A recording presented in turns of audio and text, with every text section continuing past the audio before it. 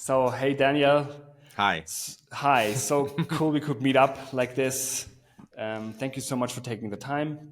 Thank you again. I mean, I appreciate you wanting to do this and being Yes. interested. Uh, tell me again, actually, and maybe this could be good for listeners. Like, Yes. why did you approach me for this? So first, I liked your tweets a lot. Like Mm, you're right from the studio, basically. Like all everything that you learned, or like a lot of stuff that you learned, and you just share it while you are experiencing it. This is kind of hmm I like that. And hmm then this was made me aware of you. And then I think a couple of years ago, I don't know when it was, I found you on Facebook, I think, and you shared some like strategies on how you approach clients and stuff, like the Mm. pitch On stuff. perspective, Perspective. the Yeah, I think it was yeah compose. perspective. Yeah, that's right. It's got to Yeah. be, yeah. And I think this is something I want to go into deeper with you today, because I think this is something most composers or musicians struggle with, to actually hmm go out there and present themselves in the right light. So hmm this is cool. And then of course, I mean, you have a very prolific career already, and you Thank you. handling this with family and like everything else around, like that's going on in life. And I think this is where I'm at. So this is very very interesting to talk about, hmm like peers, basically. Yeah, yeah, Yeah. definitely. Yeah, I've posted a lot about writing, like about how to find work, because I feel like, you know, everybody's main thing for the first many years, maybe even a decade, is how to find work and how to um yeah, I mean, I guess if I were to just sum it up, it's how to find work. And there's so Yeah. many other facets of it, like how to meet people and how to be like really good at the things that you do so that you are better for them. and and yeah, and I do post a lot. I think I have these phases where I post more often, because what I do is I've been practicing and doing research on how to find filmmakers, how to find different projects for a very long time. I mean, since I've been doing this for 13 years or so. Yeah, 2000 since 2010, and I didn't start sharing what I knew until 2017, and because I just felt like it was the right time. In 2016, I went full time in music, and then I had one more year of like, okay, this is working. So I feel like I can share Yes. what I know, because Offer. it has finally worked, and I'm not just giving advice that's conjecture, or like, it's more than just hypothetical, I suppose. Right. It's usually, if I'm tweeting something or sharing something on Perspective or any forum like VI Control, it's gonna be something I've done many many times, and it has worked for me with my style of working with people, and it has worked for my teammates, because Yes. I run like a 15, give or take 15-person team called Outlier Studios, which I started a while back. And we're a collective of composers and sound designers, musicians, orchestrators, even software people. But many of the composers, I've shared these strategies with them, and they are able to use them on their own thing. So they've had some success and positive feedback from the people they pitch to.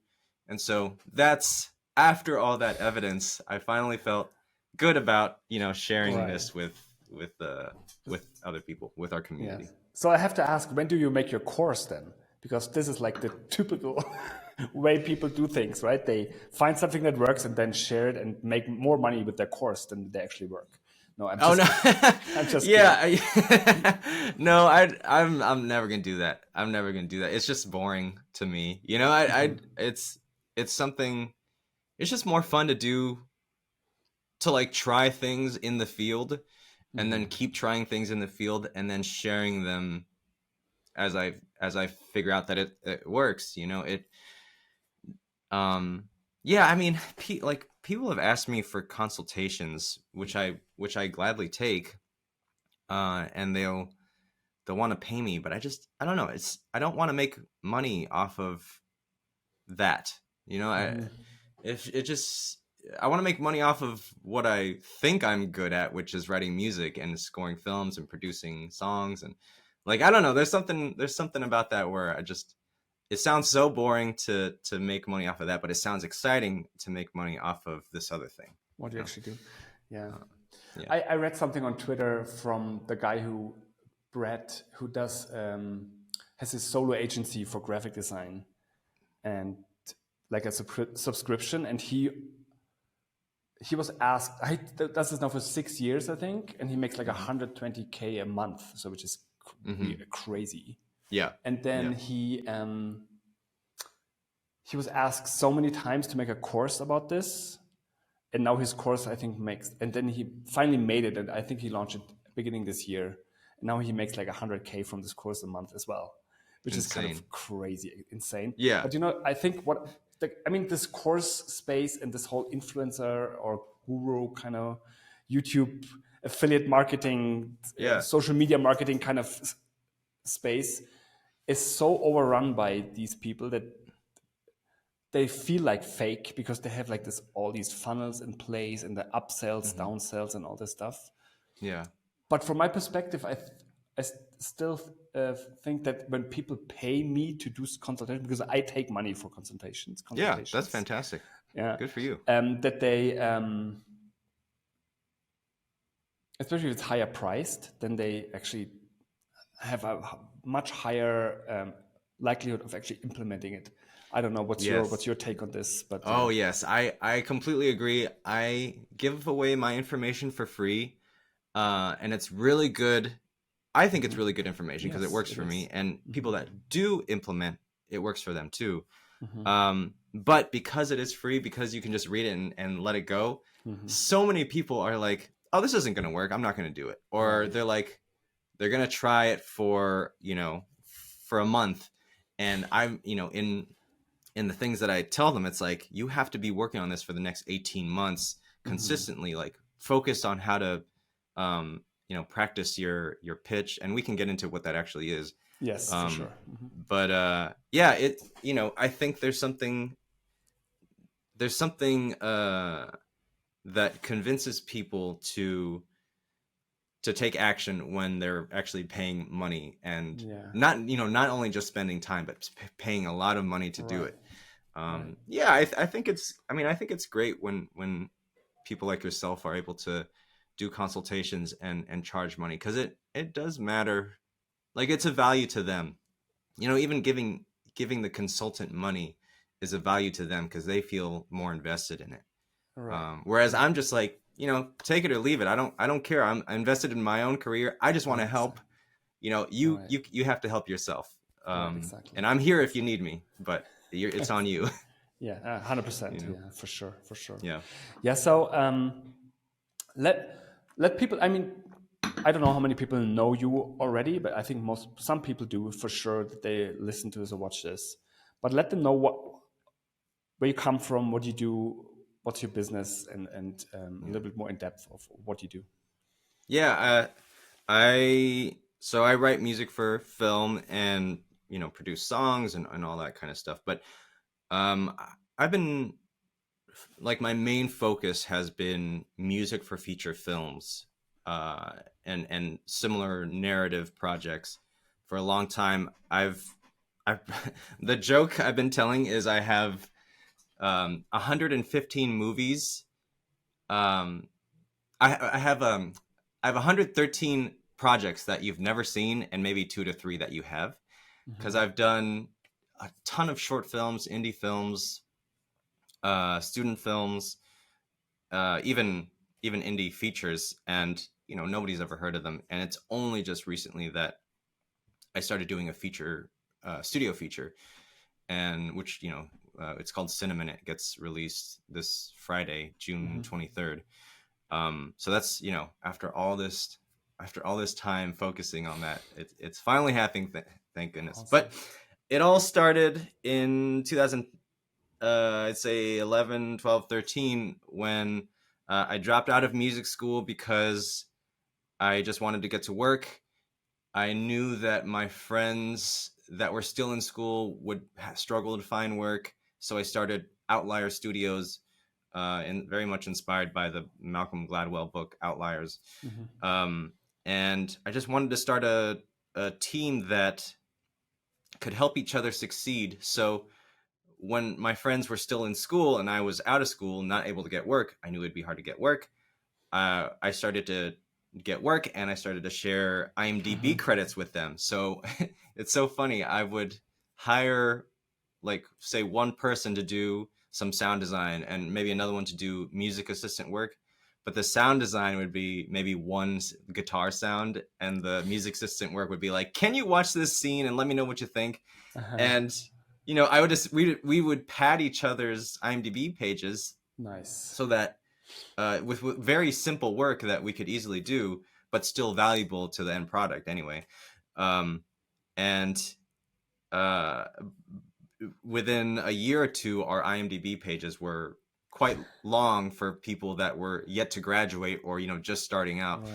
and that would help us get more work. Eventually, it started to transition as I tried to find ways to make money and provide value with the things that I wanted to do. So one of those things was sound design. I was really into sound design for my scores, and I got good at synthesizer programming. I got good at recording stuff and manipulating it so that we could use it on within scores or within songs. And that's when one of my teammates started to work at Output, the sample development library or company, and he suggested that I contact them and start providing contractor services for sound design. And my first project was Exhale, if you're familiar Nice. with Yeah, yeah, Exhale. yeah. Like a third of the sounds on Exhale are either my voice or Oh, like nice. designed by me or touched by me in some way. So you have been singing on my stuff. That's amazing. Oh yeah, you have Exhale on your. Yes, I do. I do. Yeah. Yeah, I mean, that's it awesome. became so popular. It was a rocket ship for Mm-hmm. Output. Mm-hmm. Um, and from there, I mean, I guess I don't know if we got lucky or if I got lucky. I'd say they were planning on making Exhale big. I was just along for the ride and helping out. That's good. Yeah. But they very much succeeded, and I just kept going with them as a contractor. We started doing, what's it called? Expansions, the expansions for their other Yes. libraries. More and more instruments started to come out, like analog brass and woodwinds and strings, Strings. Yeah. substance, and then eventually arcade. And through all those projects, I would hire more and more people to help, more sound designers to help out, because they were really liking the way I was being creative with the sounds, and I would find more people that were creative as well, and we would just be creative together and make more stuff for Output. And Output's the reason why I was able to go full time. Awesome. Having, I before that I was doing event staffing work, so I was serving tables and all the typical stuff, which is Did you know? which is a fun story to have. Yes. When you're an artist, you're expected to serve tables, and I'm glad I got Exactly. that At in. some point in your life, you have to. Exactly. Yeah. So yeah, and it grew. It started to grow, and my whole plan with this, because I could have just done Output work by myself. I could have just been in my own studio designing sounds for them alone, but I knew that within 10 years I wanted to write music for feature films. And I, after reading about all these big composers on these blockbuster films talking about, oh, this person does sound design, this person designs my software, this person does this, that, and the other thing, I knew that I needed a team and that we needed a team. The other composers on the team needed to have people behind them when they did bigger projects, when I did bigger projects. And then just last year, when was it last year? Yeah, it was just last year, 2022. A friend of mine that I met in college, in the college that I dropped out of, he wrote and directed a feature film that um, well, I think, I don't know if this is a story for this podcast, but it was an 11-month process Wow. to jump on that project with in fact, it's pretty relevant with my pitching process and with all the skills that I developed Yes. in the past 10 years. I used that on this studio feature, Nice. and yeah, I mean, it's been this 13-year journey of figuring out how to pitch, figuring out how to make money, how to build a team, um, how to be better for the people that I work with, and eventually being very good at delivering what was expected of me, and beyond. Being a problem solver and fixing issues Right. that needed fixing on this feature. And yeah, that's my Wow. career story in a That's awesome. big nutshell.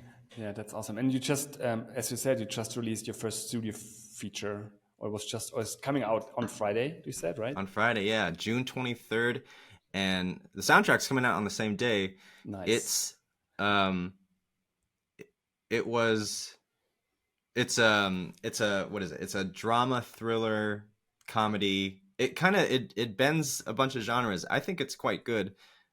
It's only coming out in the U.S. Are you U.S. based? Not yet. No, we're trying to go back. We lived there for a couple of years, but now we're in Where are Mexico you at the now? moment. Mexico. Oh, Mexico. Yeah. Mexico. That's interesting. How did you get over there?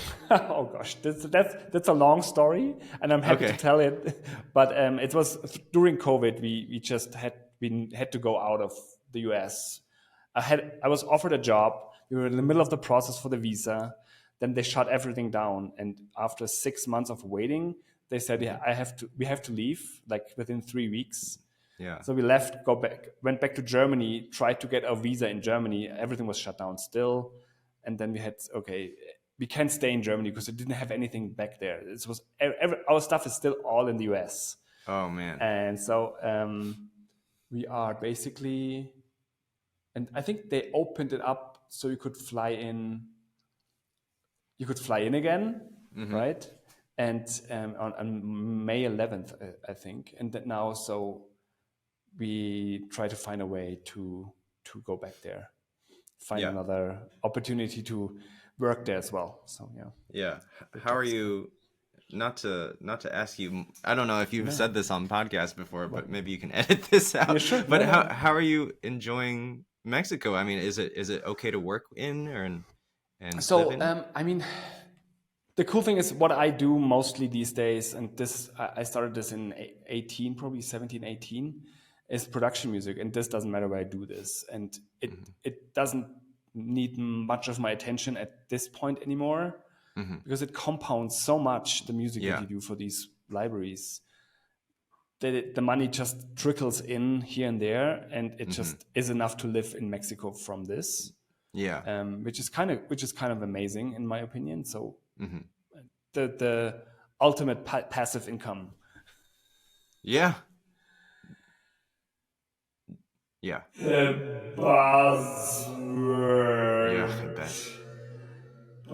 This is, and so I don't have to work really. Fantastic. I want to work more, and I want to have. Of course. I want to do like films, and I especially like to do series, I think. But now after how long is it now? Like, it's a little bit over 2 years now in Mexico. We are ready to go back. Yeah. And like restart the career in the US, basically. Yeah. Were you in LA before? No, we were in, I was in Redding, based in Redding, which is like Northern California, close to Oregon. And, but I went to LA a couple of times, 18, 19, then beginning of 20, I was there the last time. And I worked there before in LA, like, this was like the starting point of my career.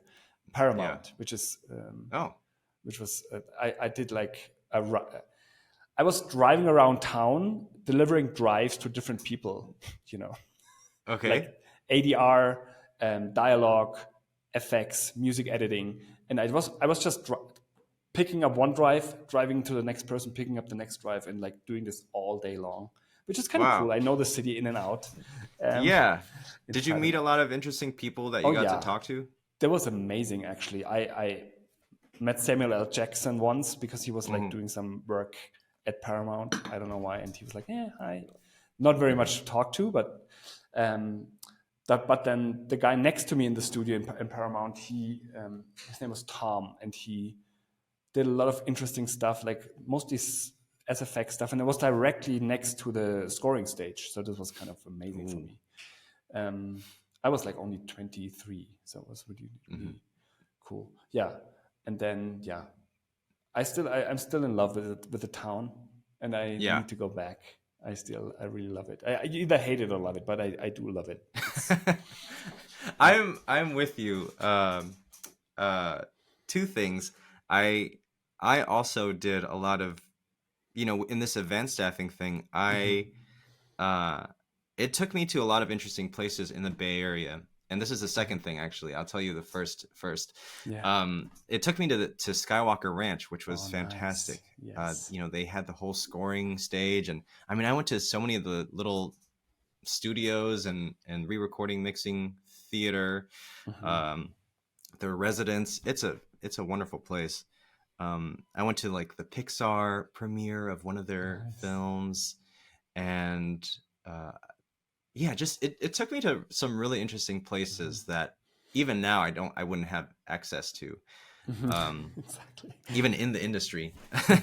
But I did all this in the San Francisco Bay Area, because LA. I also don't like LA all that much.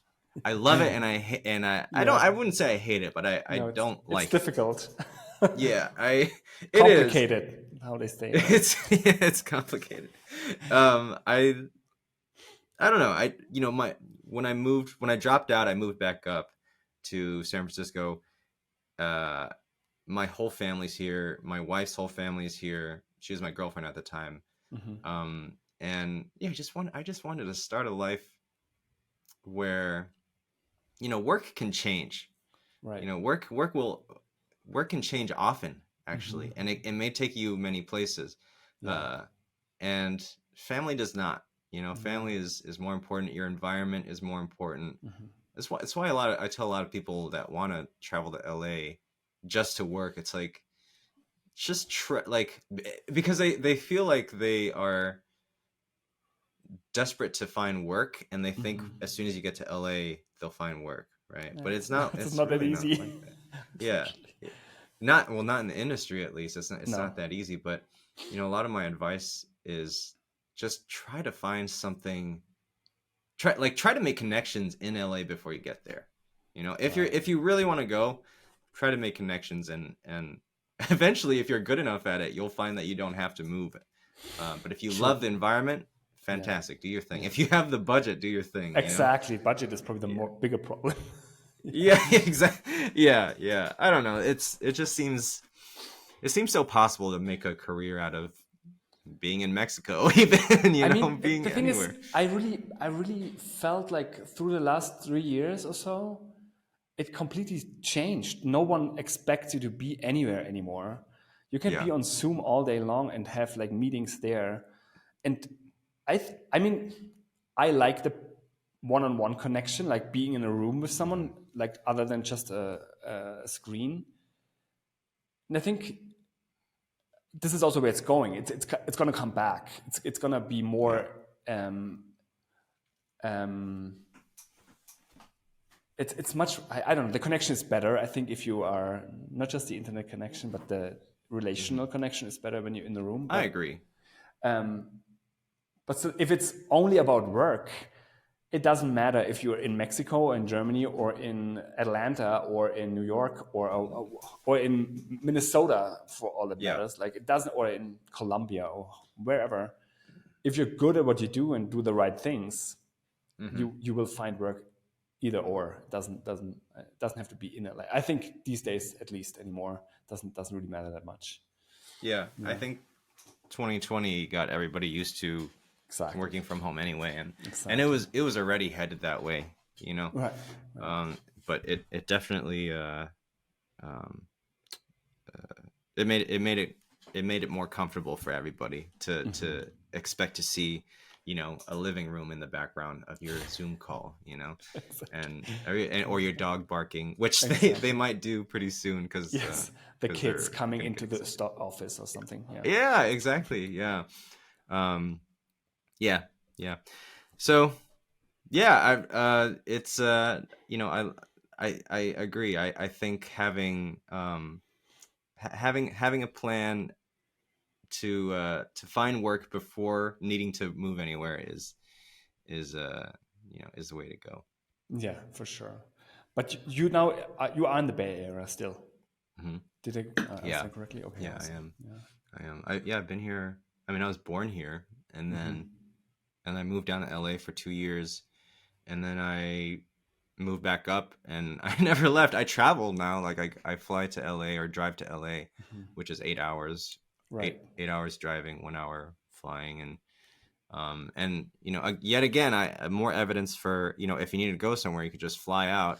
I was just in New Exactly. York for the premiere Hmm. of Cinnamon, that feature I did. Um, you know, it's I wouldn't say it's simple, but it's possible. Yeah, but living in LA is also not very simple. So that's a good point. you have to Yeah. make a lot of films to actually be living from that in LA. Yeah. So Yeah. And you know, the composer, I think it was his name's JB. He goes by JB. mhm. But he did Transformers, the recent Transformers. JB. Um I forget how to pronounce his name. And I'm sure people that listen to this are like, it's Ah, and Jonia. from I'm yeah, sorry. yeah, he's from New Jonia York, right? From Brooklyn. Bontemps. Yeah, his last name is Yes, Bontemps, yes, or yes, yes, depending on yes, how he says it, Bontemps. yes. I don't know if he's from New York. I think they But didn't have the premiere in New York, and I read somewhere. I think from White Bear PR well, that it is his yeah, hometown. Yeah. he was. Oh yeah, perhaps you're right. He was in New York because we were both at Tribeca, Ah, the nice. Yeah. Tribeca Festival, and then we were also our projects. Or I don't know if he had a project, but we were also both down in Miami Hmm. for a different film. Hmm. And but anyway, he was asked to stay in LA in their in the studio's studio, like a music studio by the studio. Uh-huh. So, you know, they'll fly you out and they'll Yeah, ask you to stay exactly. out there, and you know, Exactly. anything is possible. This is Hollywood, you know. Exactly. I think so Yeah, too. Yeah. I yeah, mean, this is this is the big beginning of the last chapter of every composer. If they get invited to the studio of the studio yeah, and do Transformers, this is like this is where everyone wants. Oh, not everyone, but probably people that are listening to us talking want to be there at some point, or this is yeah. the vision or whatever, the goal. Hmm. One of the goals, hopefully only. But Hmm. yeah, I mean, everything is possible, absolutely, if it's the right. And you said something that really, and you have to be lucky, or there has to be the right moment also for everyone. And I think when I mean, one of your things that you mentioned, like that you came into output at exactly the right time when they just launched this Yeah, exhale, and there are some points in our life when we look back, right? They were like pivoting moments for our careers and for our lives in general. So this is very, very interesting. yeah, Um, and I mean, when I read your tweets, and I can probably imagine that many people that read this think, okay, seems to be easy, or at least simple to implement, but then it just takes some grind and some hustle and some like organization and administration, like all the things that we don't really like to do much, yeah, to actually make the easy seeming things work. So yeah. maybe you are able to go into a little bit what your process is, but also like maybe yeah. Maybe you can use Cinnamon as an example, or the film that you did before, which took 11 months to actually Yeah. Well, Cinnamon get is up. the one Ah, that this took is the 11 one. months. Oh, amazing. Yeah, Yeah, yeah. cool. I Yeah. mean, it was so hard because it is studio backed. You know, you were mentioning lead funnels and all that Yes. before. Um, I I very much studied that sort of marketing, and because when you're desperate to find the next project because you just all you want to do is write music for films, you're going to do, and you don't live in LA, there's no less of a chance for serendipity, there's less less chance meetings. You do everything you can to work, and to like find projects to work on so that you can write your next best thing, right? So I studied marketing and business, and what was it? It was there. I don't know. I listened to so many podcasts and so many I read so many books and articles about how to get your next client. And I guess instead of applying that to a course, I very much applied it to filmmakers. I very early on took out did a survey for filmmakers, asking them what their greatest fears are, what they aspire to be, or what they like about working with the composer, what they just all sort of questions that might help me dig into the psychology of how to work with them, um let's see, there are a few interesting stories I can tell. There's one where I used the strategies. You know what? Let me just start with the strategies. We keep dancing around this. So, early on, my strategy, or our strategy, the strategy of all amateur composers is, hi, my name is this, and I write music. Can we work together, filmmaker? Right? And usually it's like, sure, why not? Or silence, or no, Eventually that evolves into being good at writing emails, being good at talking to people in meetings. But after that, what else do you do? If like, you could write custom demos. It's not that, everybody can do this. Everybody does custom demos. Everybody does, gets good at talking and being friendly, and it's just a part of life. We get good at things like that. So I started to think, what am I really trying to be? What am I trying to do for people that I work with? Both in my team, with filmmakers, with you, like with everybody. I'm just trying to give them as much as I can, as much value as I can. I'm just trying to help out as much as I can for anybody. I want to be, right now, if you want to talk for the next 5 hours, I am willing to talk for the next 5 hours and give you as much as possible. Yes. And I mean that completely. I just, if I say yes to something, I'm going to go all in, So I started thinking, how do I do that for filmmakers? I can't really offer. I can't. Anybody could just write music for them, and I can't offer any other service like production. I can't give them money because I want them to pay me. I can't be their producer. Right. So I started to find ways that would make them feel like I was investing in them. And one of those ways is, before I even meet them, before I even contact them, I do a lot of research on who they are. I watch all of their films, and then I go into the music lab, and I come up with a lot of materials that by the time they receive it, they say, wow, this is fantastic. This is wonderful. I can't believe you've invested so much time in me. So the first thing is, write a really great email about how you've seen all their films, how you appreciate what they do, who you are, what you've done, and offer help. And within that email, they'll see that you've done a few custom demos based on the story that that they're doing. So this works best when their next project.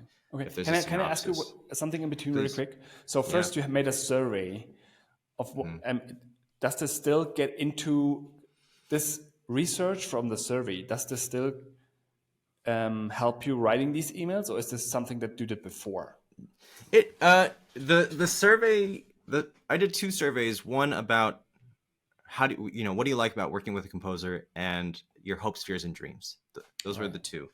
And those were very early. I asked a lot of, I asked people on Reddit, and everybody was very much an amateur, or aspiring to be better. And so I got a lot of very basic things that helped me, especially what their fear is, or what their aspirations are. I want to make really big films that inspire people. I want to I want to make sure I never stray from my creativity. I want to make money. Just very basic things. It's basically what everybody wants. It was just a confirmation. I mean, the survey is a great foundation, I would say, because now that every aspiring producer or director or filmmaker in general has the same aspirations with what they do, like everyone else. Like, this is what you said, right? You know that they want to be either famous, or they want to have more money, or they want to inspire people, or all the above, right? Everything like that. This helps a lot, because now okay, they actually aspire to the same things I aspire to, so I can help them achieve that. But maybe if we work together, we can achieve it both, right? So this is great. This is great to know. And I think sometimes so I can speak from my own experience and from my own fears. So I don't know. Maybe I don't know what they want. How would I know what they want other than music? And Right. And I think it's a completely different foundation, a completely different sphere, if you just talk about this general things humans in general want. So this is great, I think. Yeah, I mean, what do we want? I mean, what do you think we want? What do you think? I mean, I want to be able to be there for my family. I want to be making enough money to be able to live from it, or even a bit more to give, and to help people around me. I want to inspire people. Exactly. I want to have my music bring people to tears, or to have them laugh, or all this stuff. And this is the creative side of me. But in the business side, I want to leave something behind, a legacy. For people to you know this analogy, if you in your grave, and what kind of speech do you want people to give about you, right? Right. So those are all the things I also thought about, and all the things that they talked about. And I think I pretty much narrowed it down to what we all want are people that support us. People that invest in us, because we all need help. Like there's you can't do really big things without help. You can't buy a house without help. You can't buy, especially these days, you can't do a lot of things without help. You can't succeed in the industry without help. And that might be a small amount of help, or a lot, a big help. It could be maybe a family member helps you pay part of your student loans, or gives you some advice on or has a connection with a certain person that gets you to this other thing. You can't do everything by yourself, essentially. You can. It'll take you 100 years or something. It'll take you a long time. You need people, is what I'm trying to say. People need people. So what I've narrowed it down to is what makes me feel, and what makes other people feel like they are going to succeed. It's being surrounded by people that believe they will succeed. Right. So having people around you that make you feel like you can be successful, that you can do the thing that you're aiming to do. For my teammates, it means, being there when they're trying to get their own projects, being there, or even giving them projects, or giving them advice on how to be better, critical, very generous, kind advice on what they are not good at and how they could be better. And likewise, what I'm not good at, that's, we all need that. And for filmmakers, it means before even meeting them, knowing them as thoroughly as you can. That's why you do all that research. That's why you take the time to write a really great, kind email. And the key things that I found are to write custom demos. I tend to write 1 to 3 different demos for these filmmakers that are based entirely on their story. I don't send them playlists of existing music. That's anybody can do that. You're right. I spend months, sometimes 1 to 2 months, writing custom music for these people because I find it fun, and I've spent so much time studying them that I know what they like, and I know that I just know that if you get somebody that emails you that says, "Hey, I've studied your entire body of work, or at least most of it, and I was so inspired by it that I actually decided to make you something. You're welcome to use it or not, or you're welcome to be inspired by it. What do you think about continuing this conversation and doing a little bit more together?" You know, like people have done that to me, and every time, like, yeah, let's work. Like, let's get to work. You obviously are very determined, and you are very good at doing creating your own art and your own work. You know, I'm not going to have to ask you to create work. You're already doing it. Right. Exactly. In fact, for this feature film, by the time I was hired, I was 30% done with the score. Awesome. They kept saying no. I am the writer and director's one of his best friends. He's one of my best friends. We've known each other for 12 years at that time, and I've worked on every single one of his projects. Wow. The studios all said no. Do not hire Daniel. He hasn't done anything. We need somebody that's done something. They approached all the big agencies. All the big agencies sent them people, and it was 11 months of writing demos, like I've just described to you, and even still, they said no. You know, even still, but those demos started to trickle in to the edit. Right.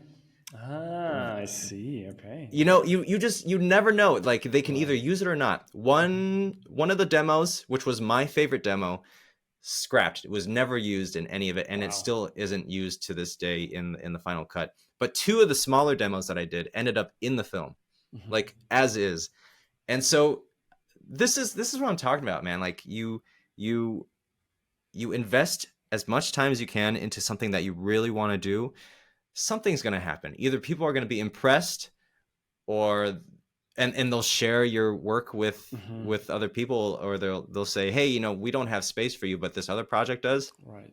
Or they'll say no, and you have new music to share with somebody else, you know. Through all this research and getting to know a filmmaker better through their films and whatever you can find on them, it just learns so much in like how to storytell with music, and just the whole process gets you further.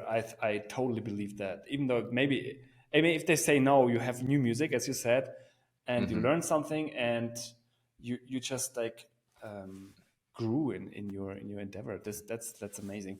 I have a couple. You've gotten better. Yes, you've gotten better. Exactly, you've gotten better. You've gotten better on everything. Yes, exactly. Contacting people, research. Exactly. You've gained a relationship. You know, someone thinks you spent enough time on them to, like, they're gonna remember that. You know, people remember when you spend time on them. And it's not all lost just because they said no. There's 1,000 different reasons why they could say no. It's not your music. Exactly. In general, it's probably not the music. Yeah. And not you personally. I had a question at the process. So in this case, you had a friend for 12 years. Yeah. That wanted you in the project, which is a good thing to have if the director wants you in. This is I know, right? Yeah. This is that was easy, point. You know, in a way. Exactly. But you know, you built this friendship, and you had this friendship, and you worked for him for such a long time. Of course, he wants you to be on the project, but it started somewhere. So this is one thing.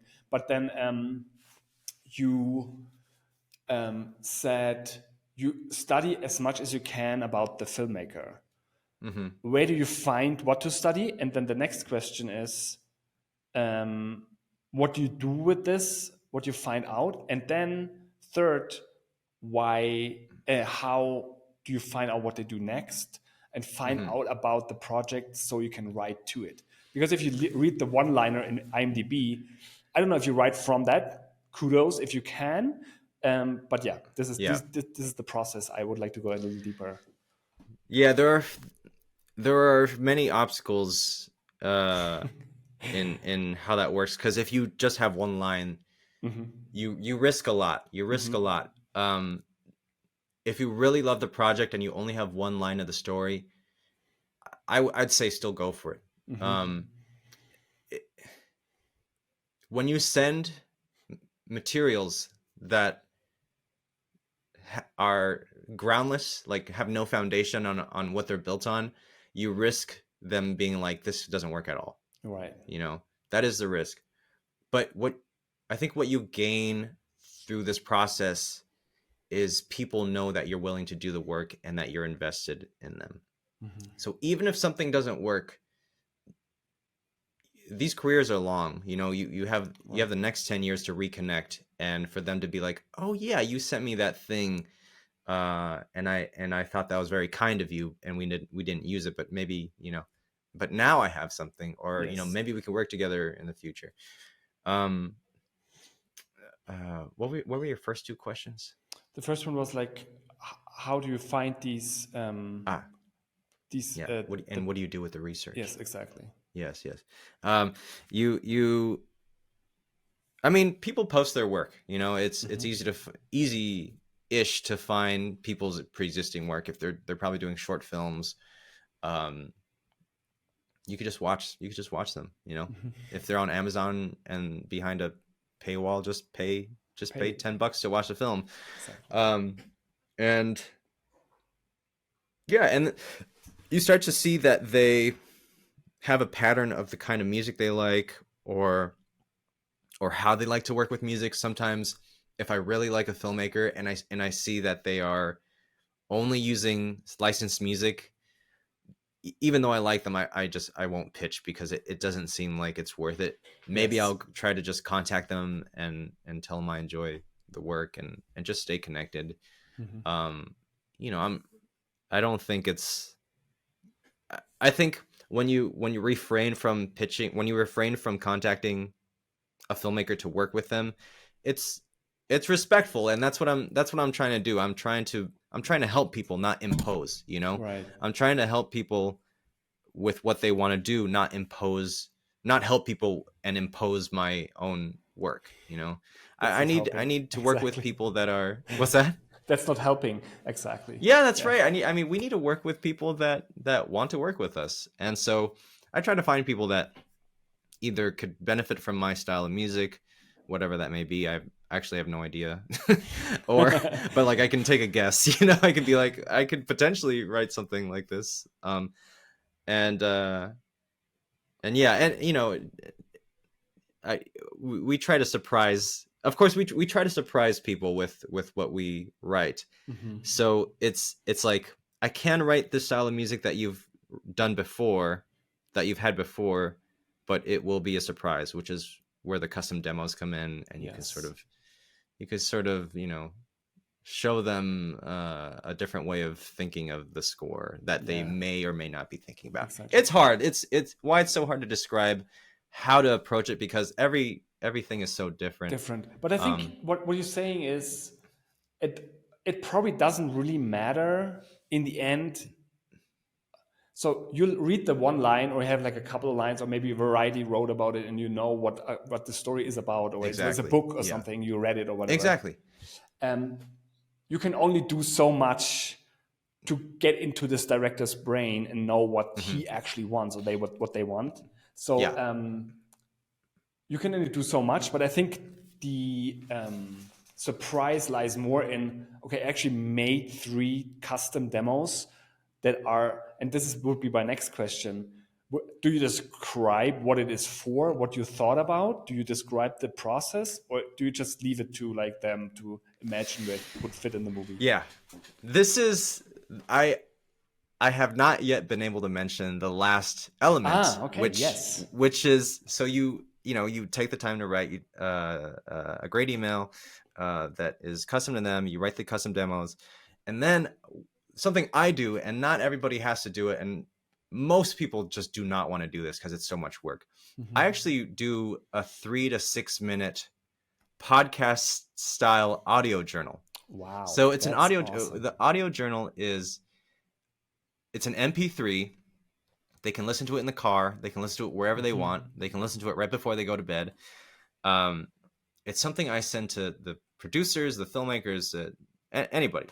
And what this is a 3-act structure, narrative structure, where you have an introduction of who I am, what my connection is to the story, and that's Act 1. Act 2 is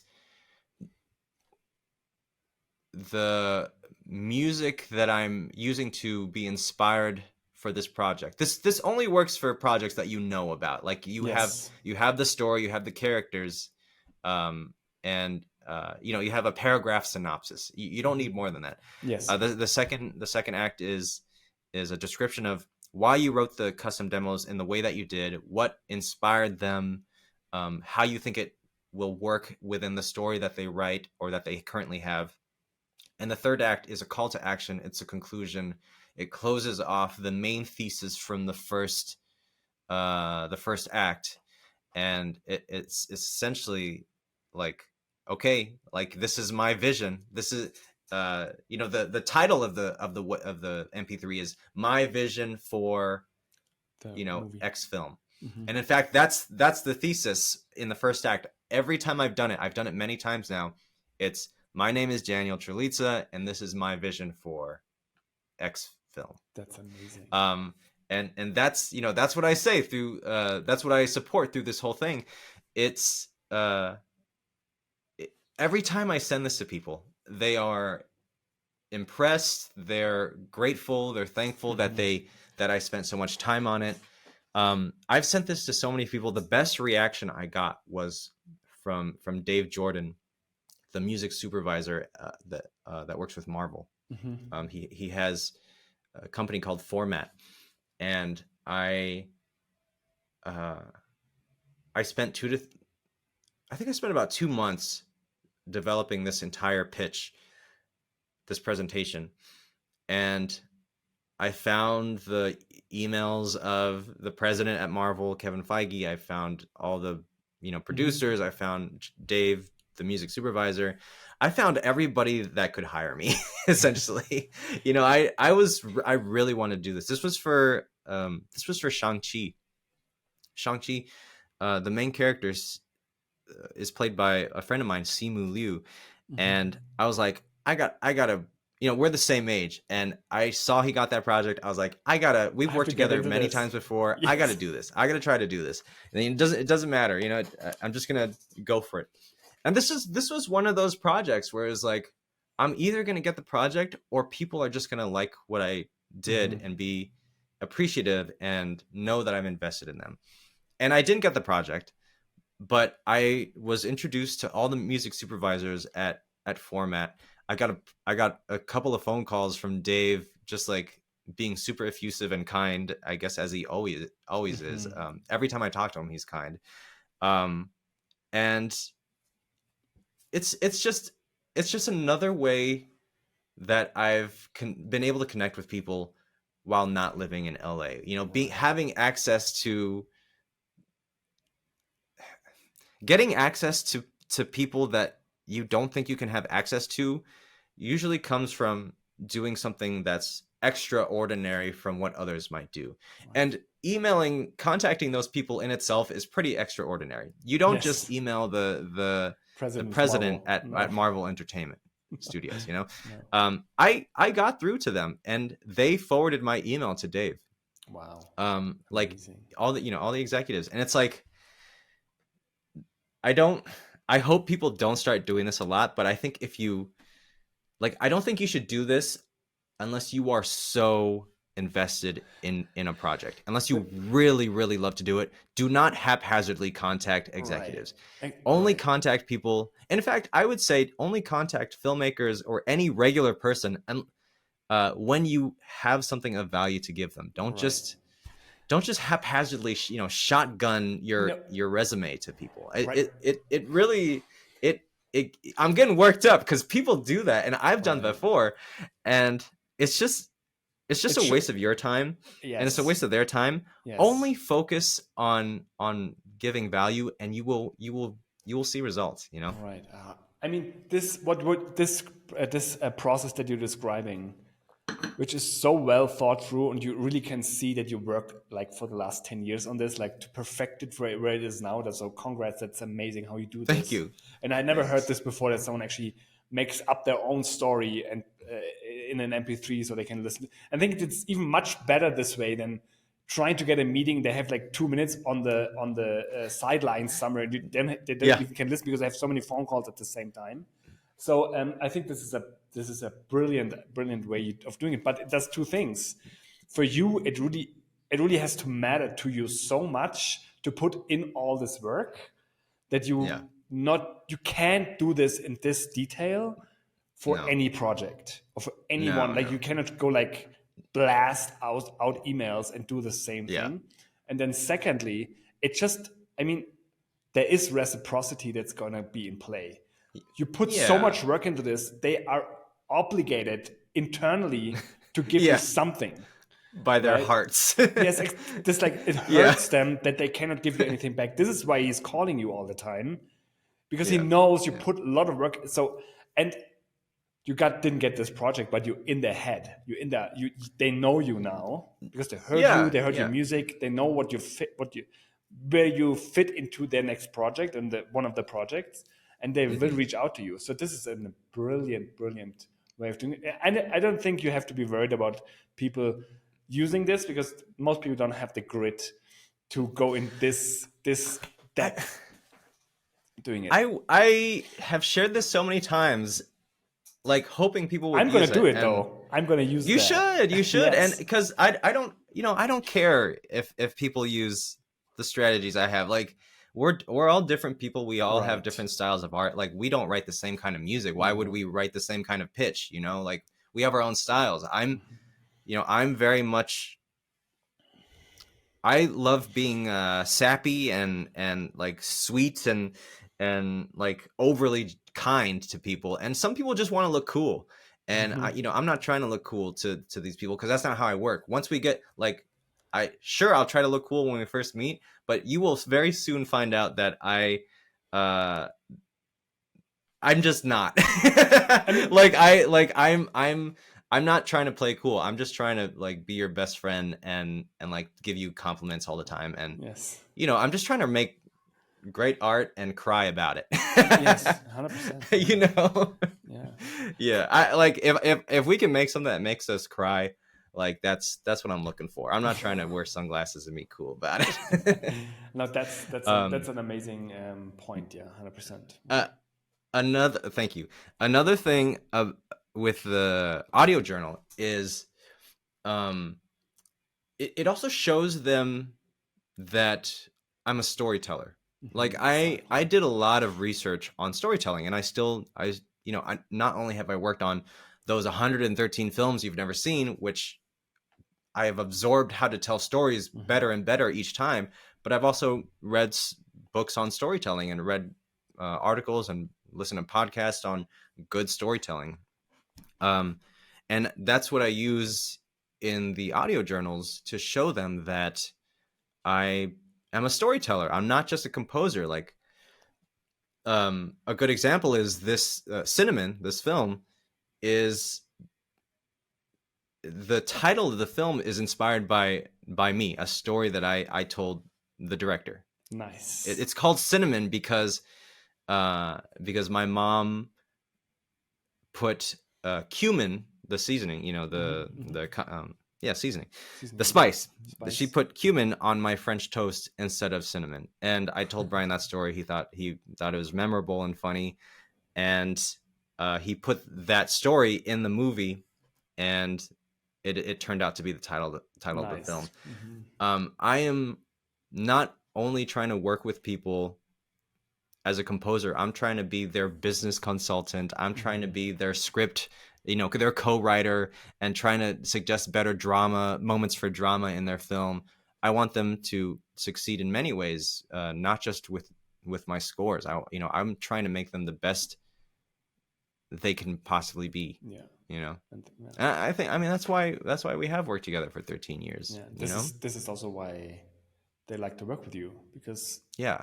I mean, this is probably the biggest shift that everyone that is an artist has to make, away from them towards them, right? Towards your collaborator. You're actually there to make the project better, not yourself. I think this is something that's very, very unique and not seen very often. That the wrong motivation comes into play. Yeah. Yeah, exactly. I mean, because it is hard. It is hard to sort of step outside yourself.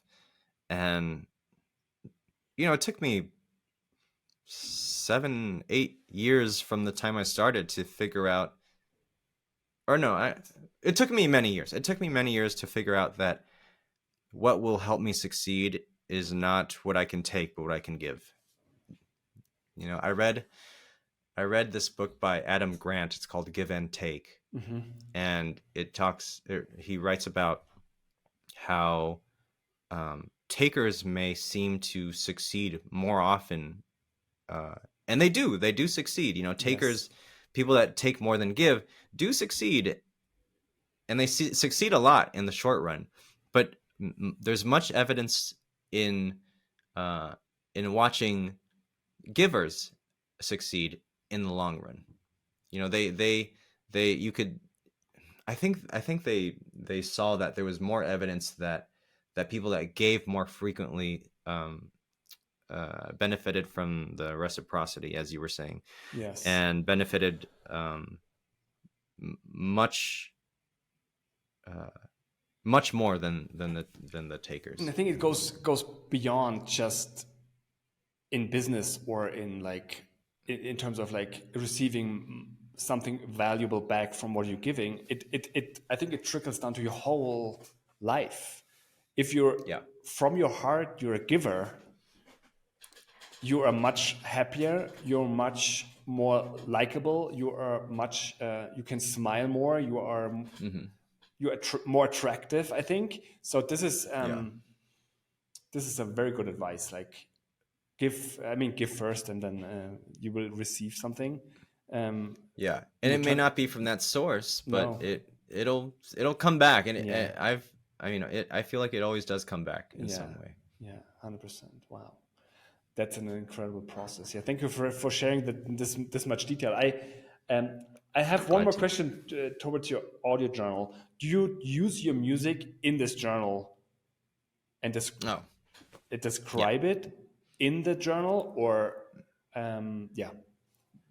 it's I'll do, so there's the custom demos, and sometimes I'll have to dissect those demos so that the intro is a little quieter, and then I almost always use the main theme demo in full by the end. So it's essentially like a trailer, where even though it is 3 to 6 minutes, it is quiet, and then it builds in the second act, and then on the third act it's it just rises. So nice. Yes, I am using the music in this audio journal. Wow. I mean, this must be a pleasure to listen to. And at some point, I can show you one. I mean, do you want to hear? I would love to hear one. If you, I mean, we can also do this afterwards if you don't want to share with the world. But I don't care. I'll share it right now. This is a great memoir for you as well. How do you mean? Yeah, I mean, if you're your grand or great grandchildren you can show to them and say, this is what I did for my when I did work. This is just amazing. And you can look, it's like a journal for yourself as well. It is, and you'll see it. You'll hear it now. I talk about my own life. The goal is, this is my vision for your film, and this is how it relates to my own life. Awesome. That's when it's special. Sometimes I'm not able to do that. Like if it's talking, well, I don't know. I was gonna say, if it's talking about an astronaut, I could talk about like family and home and right. The need, the hunger to explore unknown work and art, yet or like explore the world, yet yet my heart still wants to go back to the familiar. And I think there are a lot of ways to take a story and narrow it down to what the most human aspects are, which is why all good stories are good stories. There's usually an underlying theme of, this is a big grand story, but the main point is, I'm just trying to find a family, or I'm just trying to find love, or I'm just trying to complete an objective. Right. And there's almost always a moment where I'm able to connect to someone's story.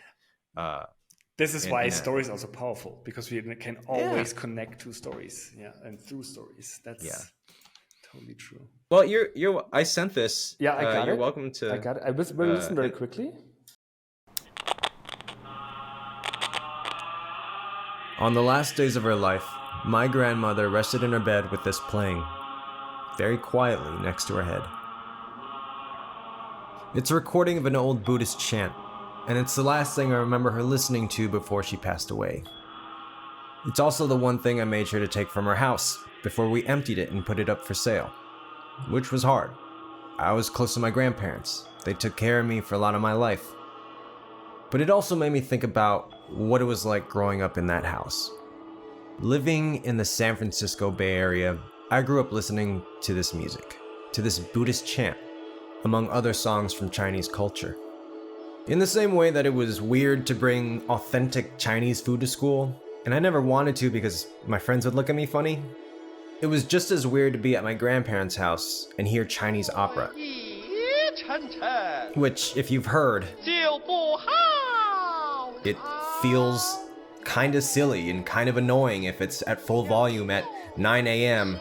On a Saturday, or whatever the case is. But that influenced me way more than I thought it would. Identity's always been a big thing for me. My mom is Chinese, my dad's Peruvian, but growing up in the US, being in California, I always thought, I'm just 100% American, and I'm always gonna identify as 100% American. And it wasn't until my grandparents got sick that I started to take an earnest look at my Chinese culture. I believe that identity is such a huge part of people's lives.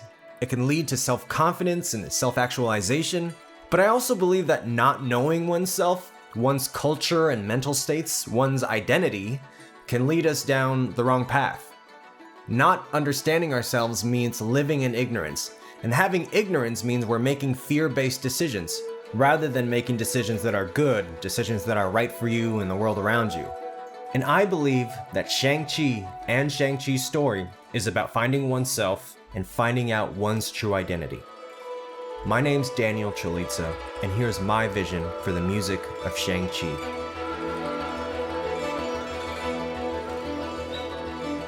I want to pull from the familiar Asian epics I grew up with. Movies like Spirited Away and Princess Mononoke, which have themes of finding one's place in the world, of being an unlikely hero because the world around you demands it. But I also want to have fun. I want to inject the fun of a movie like Kung Fu Hustle.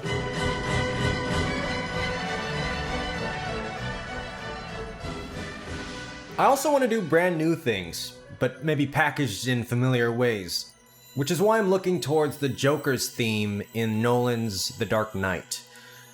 For both the Mandarin and his 10 Rings group, I want to be subtle. I want to play with chimes and bells and other kinds of metals, And I want it so that every time the audience hears metal, they know it's bad news, you know? I also thought it'd be interesting to give the 10 rings, literally 10 rings of a melody. 1, 2, 3, 4, 5, 6, 7, 8, 9, 10. 10 rings. So we heard Chinese opera earlier, and I wanted to explore this vibe. In Chinese culture, Chinese opera was a way to tell stories about legends, myths, heroes, and gods. Throughout the MCU history, we've been hinting at the Mandarin and the large influence the Ten Rings has over the world, right? They're kind of legendary and certainly mysterious, and I thought we could try telling their story through Chinese opera.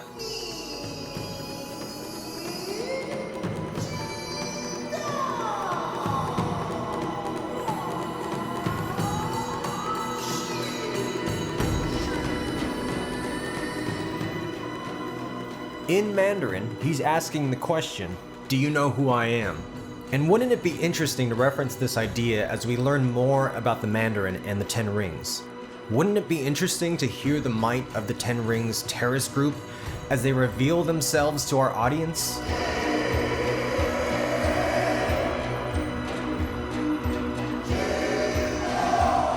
Shang-Chi was raised to be an assassin and live a life of crime. And it wasn't until he started to learn more about his past and about the world around him that things started to turn around for him.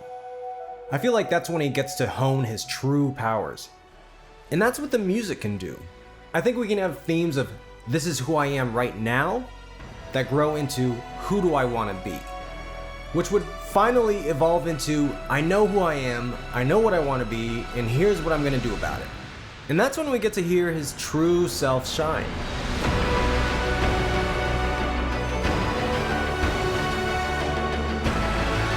Ultimately, Shang-Chi's power in the long term is not his mastery of the martial arts. His ultimate power is that he makes the decision to no longer be an assassin, and to transform himself so that he uses his extraordinary abilities for good. Shang-Chi's greatest power is his ability to choose who he wants to be, his identity. Back when I was a little boy, my grandmother constantly taught me that kindness was the absolute most important thing in life. Consistently choosing to be kind and helpful are life-changing decisions. And when Shang-Chi decides to be good, that's when we see his true powers, his true heroism. My name's Daniel, and I had a lot of fun doing this. I hope it shed some light on what we could explore for Shang-Chi and the Legend of the Ten Rings. And I'd be so happy to talk more about this with you. Thank you so very much for your time. I really, really do appreciate it. This is the one I did for Marvel, which got such a great response. Yes. And I think it's my best one because I was able to relate to it in a cultural, like, I'm half Chinese, and this is a Chinese film, essentially. This is like a Gimlet style of podcasting. I mean that's incredible. That's where I got it from. That's I can't tell you how amazing. many times I listened to Gimlet. Startup before doing is this. like my most favorite podcast at all. Me too. Of all time. The first season especially. It's like, what? Yeah. This was so incredible to listen to.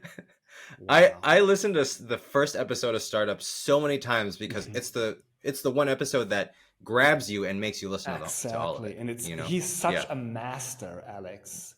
That's incredible. I mean, and this reminds me very much of their style. That's awesome, man. Yeah. Wow. I mean, I will listen to it later because I mean, this is amazing. Also, how you pace it and how you. I mean, I can imagine this going around Marvel and they're like, oh wow, he actually thought about this. It's funny. This is I'll share something with you that I don't think we should share with the public, but I actually recorded because I missed his call. I missed Dave's call. And he left a voice message of how impressed he was. I have to show this to you because it further it gives you more of like more evidence that this works. If you put so much time and energy on something, people will respond this way. I'll send it. I mean, I say this to my students. if you put in the work, it works. It's just how Yeah. this is just how it works.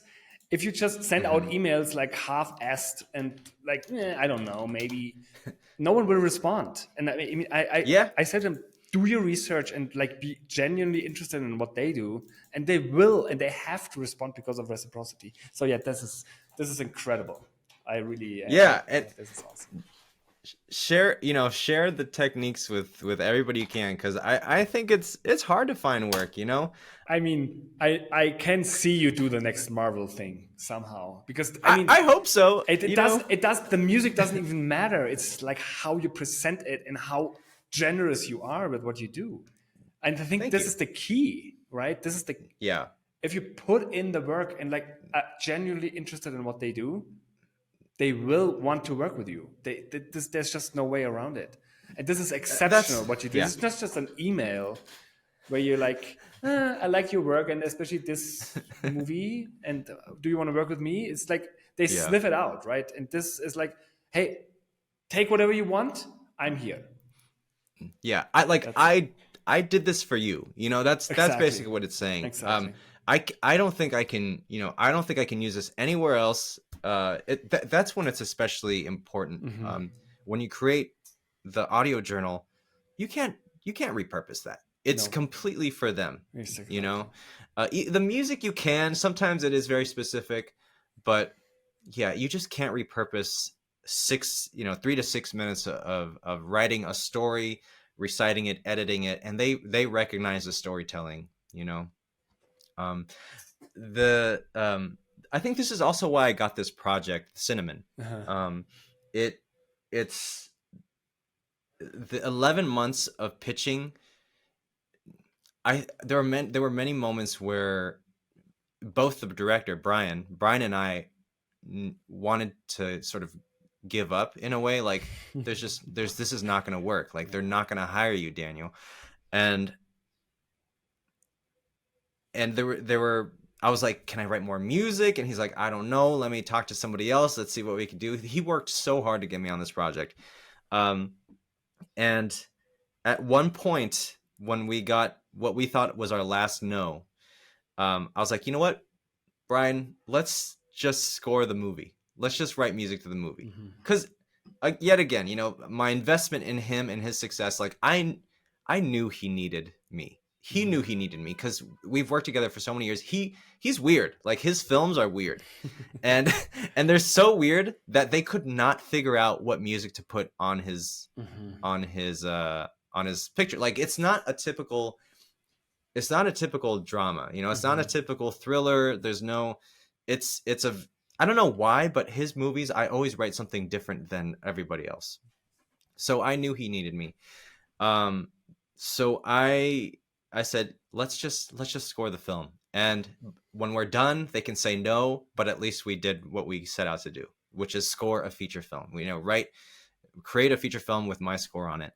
And we did. And slowly they started putting stuff into the edit, and they tried to replace, like there were many times where they tried to replace my music and they could not do it. Didn't work. They could not do it. Awesome, man. Yeah.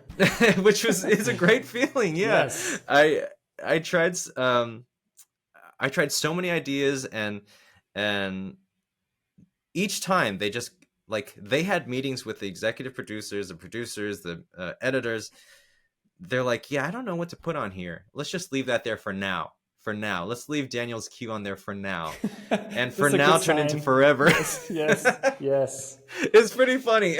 And the thing that got me the job was they asked 4 different people to do demos, to do 2 scene demos. Wow. And they really wanted someone one person else. That's crazy. They did not want me. They did not want me. I don't know. I don't know why. And like I don't know why. They liked me. They thought I was smart and they liked the way I am. And of course I was being kind and genuine to them about what I wanted to offer. And I was very supportive of my friend. Right. But they didn't want me. they wanted somebody with bigger credits. They wanted somebody, they wanted somebody else. Isn't that the fear of us all, like all the time? Yes, and that's something we can talk about this later, but I have no idea how to get through that even on the next one. But the best I could do for this was, they asked 4 people. One didn't want to do it because he was too expensive and too famous. So he just didn't submit a demo. And by the way, this is on month 11. They asked 4 people, including me. Like, I had already done demos. I did so many demos that were in the film, and guess what? They also showed those composers that were going to do demos the picture with my music on it. It was crazy to me. All is forgiven right now, of course, because it all worked out. But yeah, I mean, I just wish they had trusted me earlier. But I'm glad I earned their trust now. But so one person didn't demo, and then it was 3 of us. So they gave us 3 scenes each. We had a week to do 3 scenes. I had an advantage because one of the scenes I had already written music for. I also had an advantage because I knew my friend. Like, I've known him for 13 years. I know exactly what he wants. And these other people don't. The other 2 people wrote good music, but they only had a week. And it just felt like they didn't know the story well enough. But then when I came in, I knew the story. I knew the whole story because I read the script. Part of the story is based on my life, like a paragraph. Yeah. This title is based on a story in my life, and I just spent so much time with it. And then the final thing is I wrote a song. I think a lot of composers shy away from writing songs, and they did too. But I wrote a song for the love scene, and that's something they had been having trouble with for a long time. This is a music-driven film, and they just wanted like a pop song, some sort of pop song to like really drive the point that this is music-driven. And I wrote them a pop song, essentially a pop song, and put it into the scene. I did the whole sync. I put the background vocals under the dialogue. Wow. It just all flowed very nicely. It helps to, like, I synced everything to each little point because I've had 113 films that you've never seen. That's my practice for knowing how to sync to this music point, to the song. Like, yes, yeah. Sebastian, I am so confident that I am a great composer. Like, I may not write music that everybody loves, but I am a great film composer. Like, I'm good at looking at different scenes and knowing this is where it should hit, because I've gotten so many notes that's from other filmmakers that were like, yeah, you got to hit this point, you got to hit this point, and so many revisions. I've gone through so many revisions very willingly. I've worked with a filmmaker that we've Zoomed for 4 hours, like, per day, writing the score together. Wow. And he'd say, move that a little bit to the left. No, that's too much. Move it a little bit to the right. Perfect. Okay, now for the next frame. Like, it's been wonderful, actually. I love it. I love it. I think you have to love it, otherwise you can't sit through this kind of stuff. Yeah. It's more fun than ads, which take a day. It's more fun than trailers, which take 2 days. Pay a lot more money. I could write film music forever and make a little bit of money, like less money than trailers and ads, and I'd be pretty happy. If I had $1 billion, I'd do it all day, and I wouldn't have to worry about anything. It's a wonderful thing. But all that practice, it came down to the 3 of us, and I wrote a song, and they liked my music out of everybody else's, and they finally hired me because they had no choice. Month 11. I mean, this is so funny because this reminds me of the story of me and my wife, because I pursued her so freaking long. And the last I sent an email from LA. I was in LA at the time.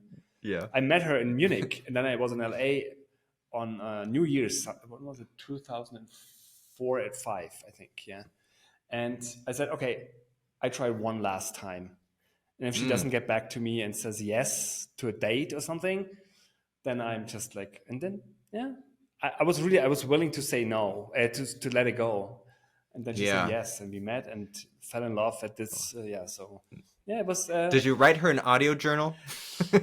I wasn't that far ahead now at this point. Yeah, so I didn't know what to do else. Then I was really nervous. Oh my gosh. Yeah. And then how much time were you trying to talk to her? I think or like I met her in a bar. Like I was really drunk, and she gave me her card, and I'm like, okay.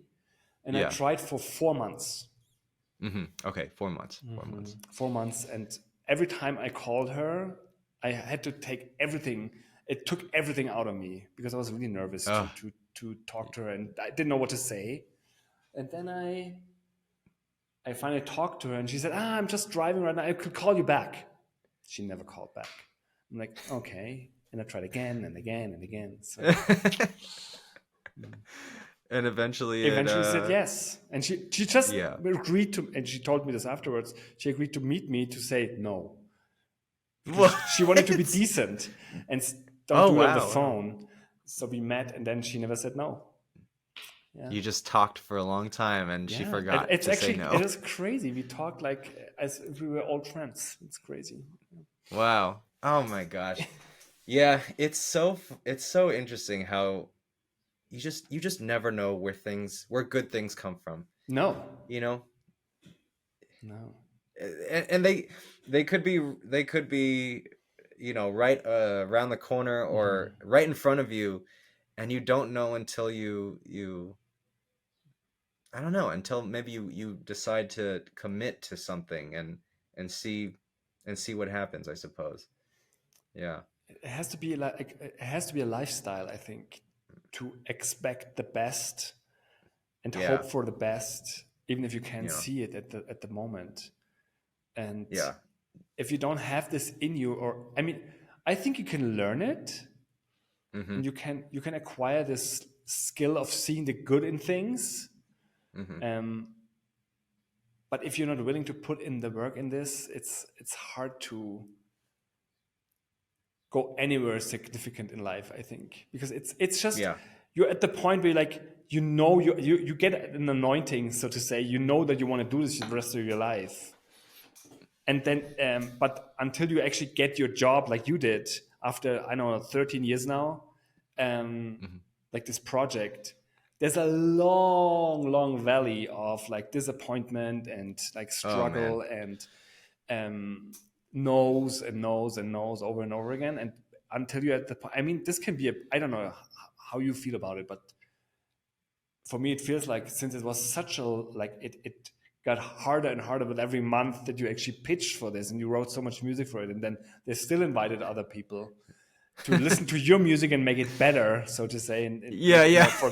Exactly. It has to be like some kind of pivotal moment for you. This is incredible. It's a first studio picture, so which is a big hurdle for all of us to get to this point. So again, congratulations to this, and I think thank you. And then it's a big deal.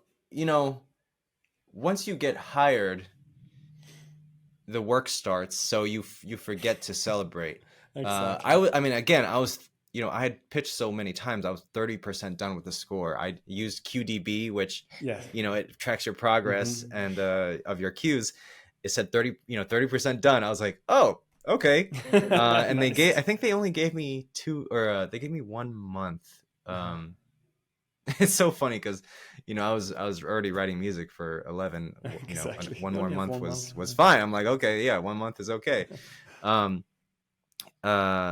It's pretty amazing how this evolved too, because this film, I don't know if they knew it was going to be special enough for them. And I guess for the podcast I'm using quotes, but it turned special, I think, to them. They started to see the the promise in it.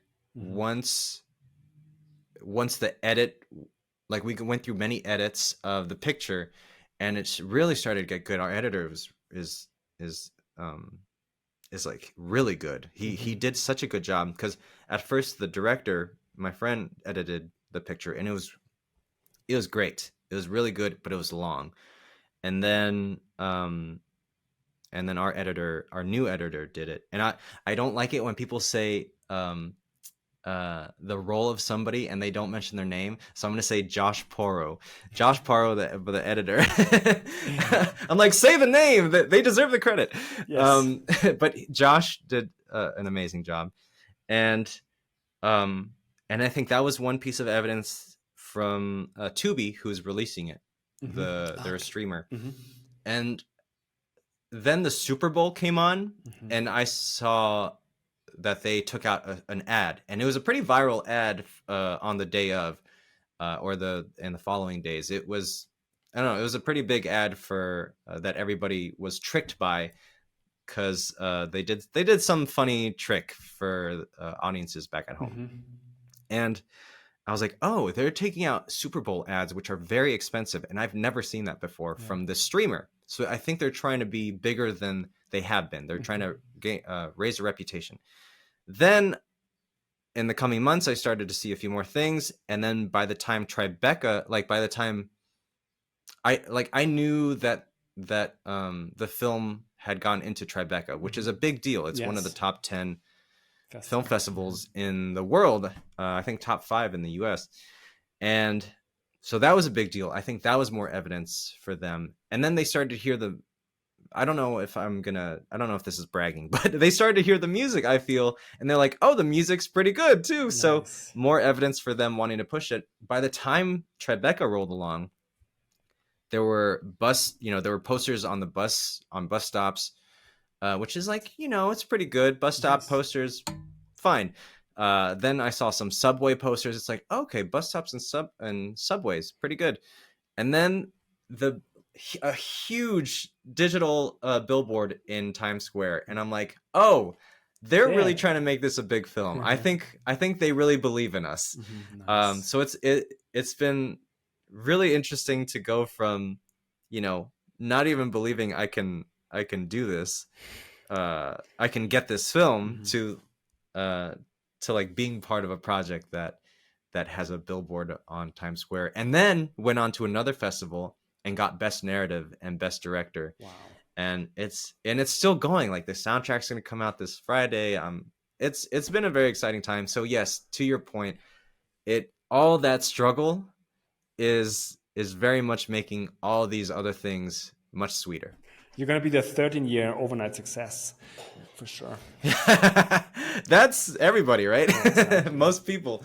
Yeah, I know. And the funny thing is, I have all these pitching strategies, and I've got the audio journal on my side. I know how to do that. I'm a good storyteller. I'm good at writing for films. I have no idea where that next project is coming from. I have no idea. I don't know who, I don't know where, I don't know when, I don't know.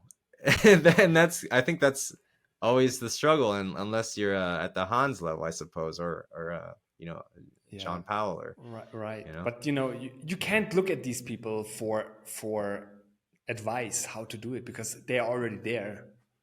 Yeah. I mean, I know.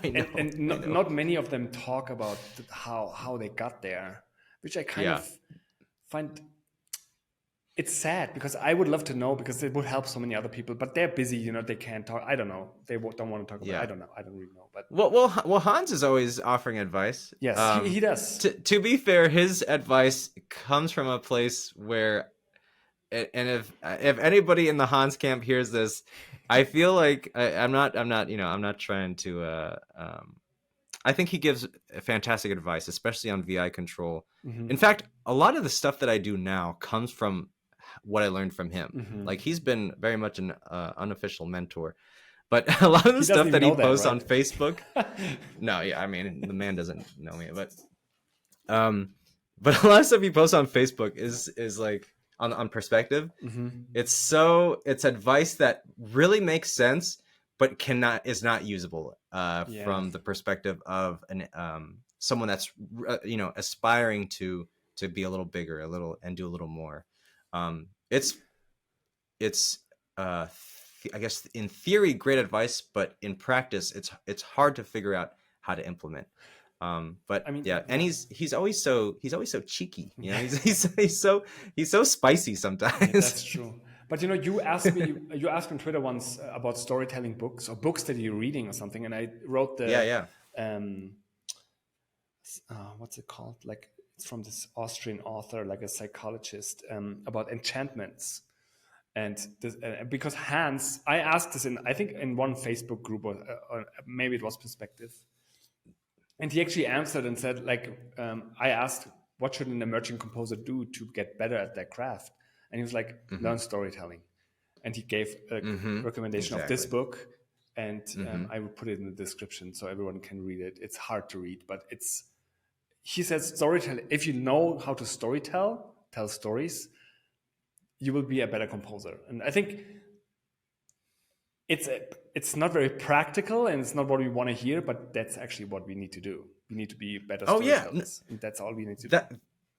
He has said that so many times over the years, and I've probably watched all of his interviews. Yeah. Because I like him. The reason I have a team is because I wanted to build remote control. The reason why I studied storytelling is because he said that so many times through the years, that I figured out that I need to know the psychology behind characters and behind a story and behind the people I work with, we're just trying to be better for them, and they're filmmakers. This is the language they speak. Right. Yeah, that's absolutely true. I mean, and the next step is you have to learn to implement, like, to use the tools that you at all our disposals, right? All the machines and all the plugins and all the instruments and all that, to use our knowledge about storytelling and put this into music. And I think these two things, storytelling and make music that tells the story, this is that's the craft, or like the skill we have to accomplish to be at this level, I think. Yeah, I'm with you. Yeah, I don't know if I've benefited more. I think I've benefited more from learning storytelling and film scoring, like knowing when to hit a certain point with a certain instrument. I think my career has benefited from that more than I have from, say, like orchestration or something, I suppose. Which I don't know. I hesitate to say that because it is beneficial, but you can tell a hell of a story with just a synthesizer pad, and the right hit points. 100%. 100%. And I think this is where your team comes in. I'm sure you have people that have different skill levels or different types of skills and different areas of expertise and different like strengths and different weaknesses.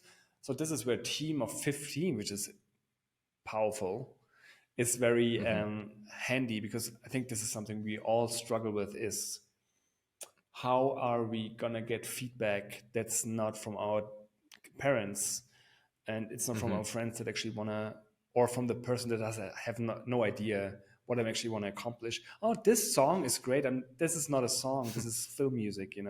If it starts this way, it's always like, oh, it's not a good feedback that I'm gonna get.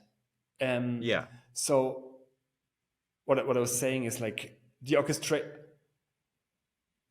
how to translate storytelling into music in however way you want to do it is, I think, the thing we have to learn. And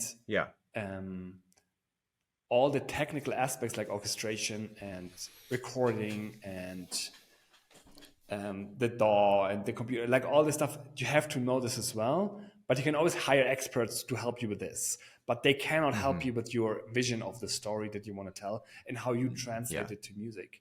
So this is why this is a crucial part. Absolutely right. I think orchestration is important, but it's not as important as the translation part of it. I'm with you. I've honestly, I have no further thoughts. You've summed it up quite nicely. Good. Perfect. I could not agree more. There's nothing because I wish more people that are film composers would realize that, you know, how important the story is, how important the translation of the music is, how important revisions are. You know, it's so funny to me when people complain about revisions, because you're being asked, what you're being asked to do is not only make the story better, not, you know, it's not about the music, you're making the story better, but you're also being asked to write more music, which is what you signed up to do, which is what you love to do anyway. Why are you even complaining, Right. When someone asks you to do what you love to do, you know? Exactly. So yeah, This is how much do you love it actually, right? Do you just want, that's a good point. do you want to be recognized for what you do, or do you want to do the work? So this is two different sides of the story. And I think you get the recognition if you like to do the work, but you're not, the recognition comes from the work, I think. It does. You're not just, it's an artistry or like a specific skill that you can develop to be of service. And I think if you're in a collaborative space like film composition, to just want to be the artist, it's probably, I think even Hans and all these like A-list composers, they are I feel like they have to be like extremely good team players, and and on the same side defend the artistic side, like artistic vision for the project on a certain level. But if you are not a team player and not willing to go the extra mile for the director, it's going to be hard for you to actually go to levels where it actually makes sense to be a film composer financially or monetarily. I agree. I agree. I think the only times I really fight for music, and perhaps the director or the producer doesn't like it, is when I really do feel like it'll make the film more successful, creatively and creatively, and therefore potentially financially. It's really the only time I fight it. Otherwise, it's like every idea is a go. Every idea is something worth trying. You know. Right.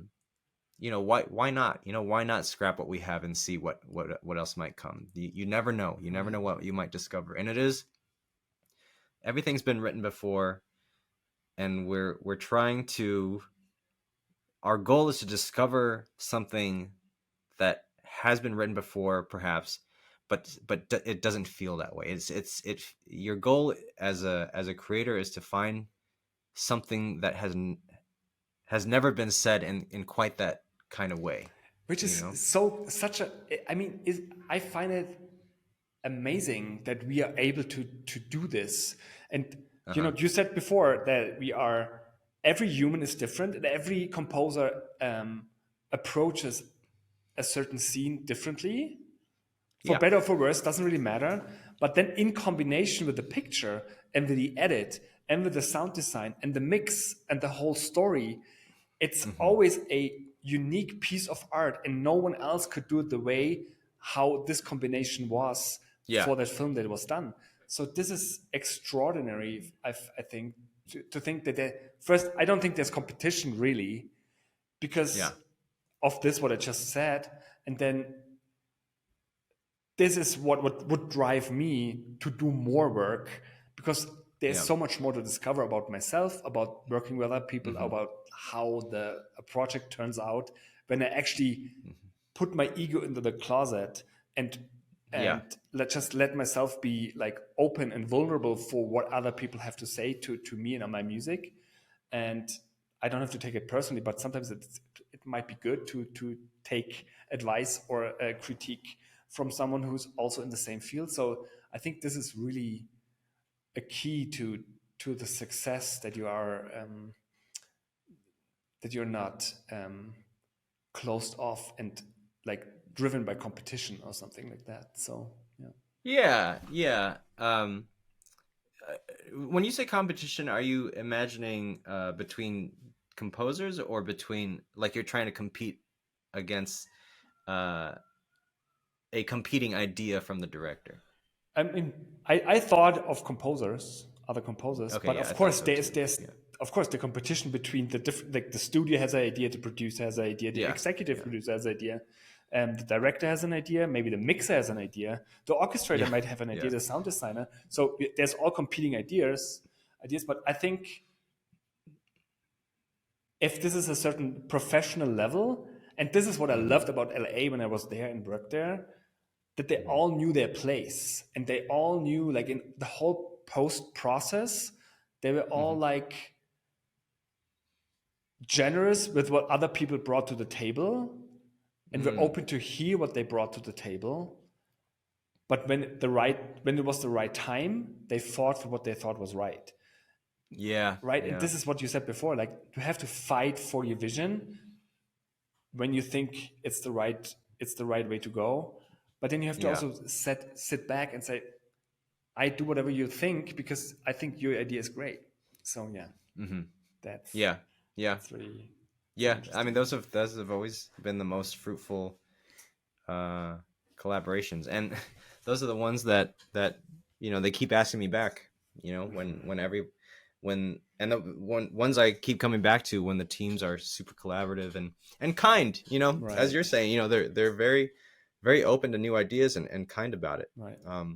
I've yet to experience the Hollywood that deals with abuse and like I don't know, even when somebody doesn't want you and says no to you a million times, they're still kind about it.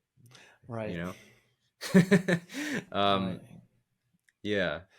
I mean, it's actually, I think it's very egocentric to think that they say no because of your music, or that they are. It's business.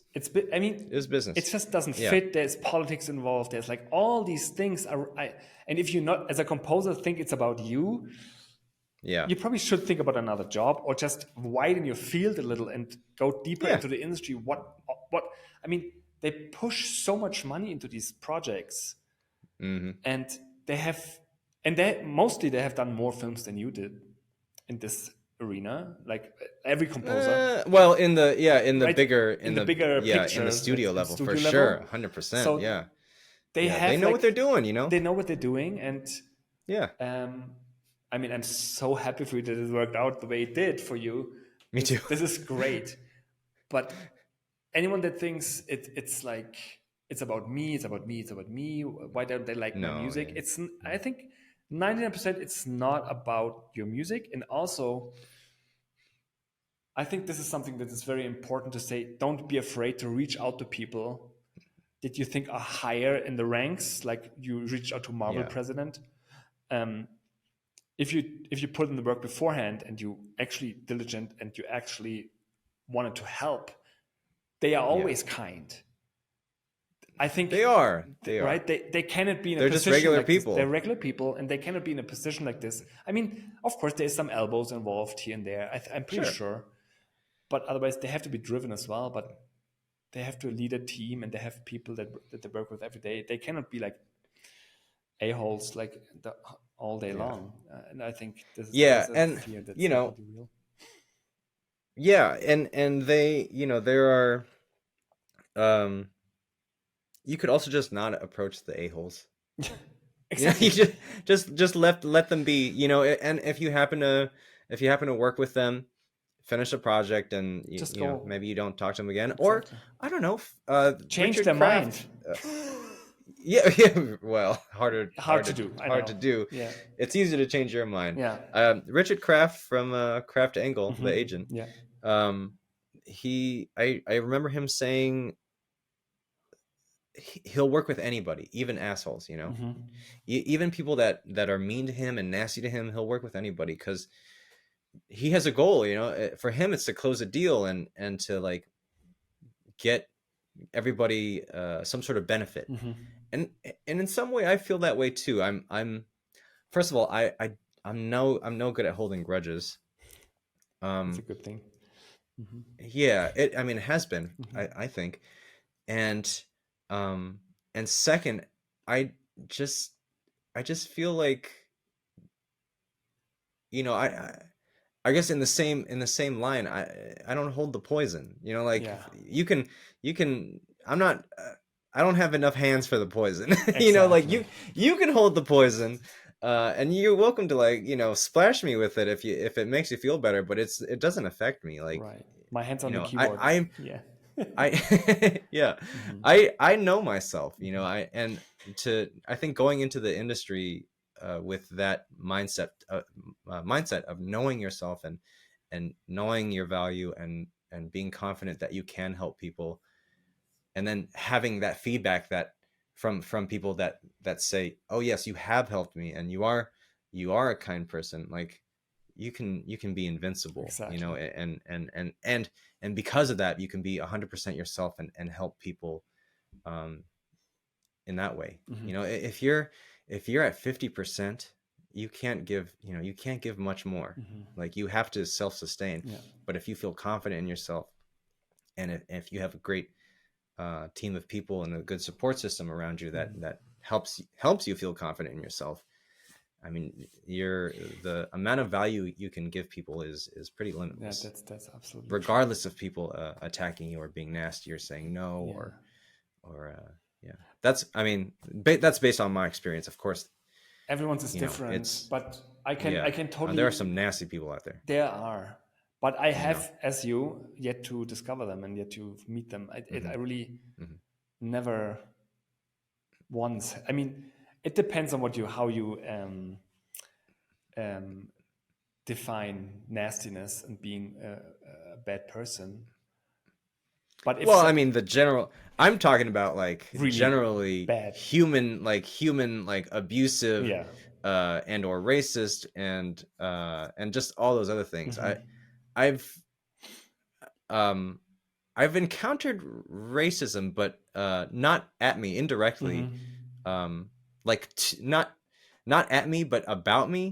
Hmm. Um, but even then it's like that's a you problem, buddy. Like like I'm the whole world. First of all, I don't know how like like my ancestry thing says the whole world. So Yes, exactly. That's I've got I don't know what to tell you. Like you're gonna hate me if you hate one country in the world. exactly. But yeah. In any case, it really is about them, and that's something I realized doing event staffing too, because event staffing you find a lot of different people. You work Hmm. with hundreds and hundreds and hundreds of people, and all kinds of personalities and leadership qualities and leadership non-qualities, Hmm. like non-quality leadership. And it really teaches you, the more you work with people, the more you work with a lot of different kinds of people, a diverse set of people, Hmm. good and bad, different cultures, the more you learn that everybody comes with their own trouble and their own ideas, and all you can do is sort of maneuver around that with your own confidence and try to be the best person you can to them and to the Hmm. people around you. Handle that with grace, as they say. And I don't know, there's it, I there's a I I always hesitate to like give this advice, because I, again, like I'm a man. I'm a man in this industry. Yeah. That already gives me Advantage somehow. an advantage. Hmm. And I'm not a dark colored man, even though I have dark colored roots. Yeah. My dad is quite dark, in fact. Yeah. We were just looking at our skin color like, oh, it's so different today. um and um and yeah, so I don't know, I feel like I hesitate to say, oh yeah, just be confident in yourself and everything will be okay, because it's not that simple. And in fact, it's not that simple for me either. But I mean, even narrowing it down, summarizing it that way is probably not fair to a lot of people. true, but I mean, all these aspects combined, what you just told us, everyone, in these 2 hours now, this makes you the person you are and the composer you Hmm. are, and sets you up for success. And I think if Yeah. everyone that listens to this takes your advice, puts in the same amount of work and years, they will be successful. There's no doubt about it. They might not be like billionaires or whatever they define as success. But if you like to write music for film, then do what Daniel says for 10 years and ta-da, you will have your success. It doesn't matter if you're black or woman or whatever. Doesn't matter. Yeah. Because I think if you put in this amount of work, there will be something coming back. So there's in my mind, there's no doubt about it. And I don't know. I don't want to be political here, but I think often hear people talk about this stuff and feel like there's a lot of excuse in this. If people don't want to put in the work and they say this is something about this or this is them, it's about that this is their problem. They don't want me or whatever. Make them want you. Yeah, somehow. Yeah, and I mean there are. I'd say most people are pretty accepting, and pretty accepting of. I think American culture especially likes.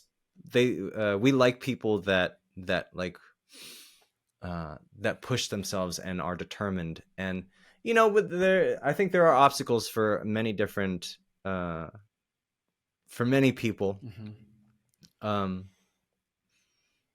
I think everybody relates to a good story. A good human story. Yes. And I don't know, I think if you're able to tell a good story and show people that you are invested in them, you become pretty undeniable. That's a perfect sentence right there. That's a wisdom.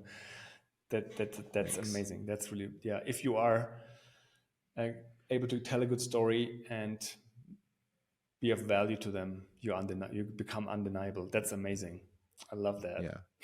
Yeah. And it doesn't always work, but because sometimes you're not at your best, but if you do it enough times, the percentage of how many times it works, definitely it grows, right? So definitely. I mean, again, I started with, hey, my name's Daniel. I want to write music for your film. Can we work together? To three MP3s of music, an audio journal that's 6 minutes, really like 4 paragraphs in an email that they read. They read the whole thing. The conventional wisdom is don't write too much, but if you write a compelling email, they'll read that too. It's just if you put in the work and you show people that you've got true love for them. Yes. It's hard to argue with true love. True. It's hard to argue with people showing you love. Yes, exactly. Exactly.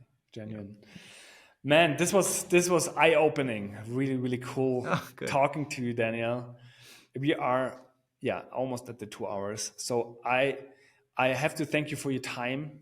Thank you for everything that you so generously shared with me and everyone that's listening or watching this. I can see this being a very successful episode because there's so much nuggets in there. I'm glad. And so on Friday, the 23rd of June, 2023, your soundtrack will be released on, I suppose, everywhere, right? You can listen to it everywhere. Yeah, I think all streaming, and the film is out on Tubi in the U.S. and we're trying to get it international. And I can't imagine it won't be international. It's already pretty successful in the festival circuit. So I think it'll do well. We'll see. Okay, awesome. Yeah, everyone in the US, please watch the movie and listen to the soundtrack worldwide. I will definitely, after hearing how long it took you and how much persistence it took to actually get this movie, I will be listening up and down. So your I can learn. I'm pretty sure I can learn something from the soundtrack alone. So thank you so much. Can you imagine? Can you imagine if people listen to this 2-hour podcast and they're like, "Wow, I can't wait to check out the soundtrack," and they listen to the soundtrack and it sucks? You never know. I let you know how I like it. Okay, yeah. And they're like, "Wait, all that work for this?" I mean, this No, was a waste I'm of time, the pretty 2 proud hours. of it. Oh my Yeah. God, I will never listen to this podcast again. Yeah. The advice is good. Yeah, the The advice- music is very subjective. Absolutely. It's up to you to decide if you And like also, the music, but it's take the advice. Exactly. I mean, but 11 months and 4 other composers and a song and like almost the whole film scored before it was actually signed the contract. So there must be something in there that the studio in the end then also decided to say yes. So Yeah. I'm pretty excited to listen to it. And Thank you. Thanks again. And if you need help with your Sebastian. course, I will definitely, I know, right? I will definitely help you, because I mean, this will be just like amazing. Your whole process is just so original and so Thank you. undeniable, as you said it yourself. This is Thank you. great. So thank you so much you. for everything that you You're very shared. kind. And as soon as I'm in the Bay Area and back in the US, I will. Oh, yes. I will meet up with you for if you're into it. I don't know if you want to, but I am into it. Yes. We'll grab a beer. Yeah, If you do beer, 100%. you do beer. Yeah. 100%. Yeah. Um, Good. Okay, cool. Thank you so much, you, my Daniel. friend. Have a I great rest appreciate of your day. And Okay. yeah, we keep in touch.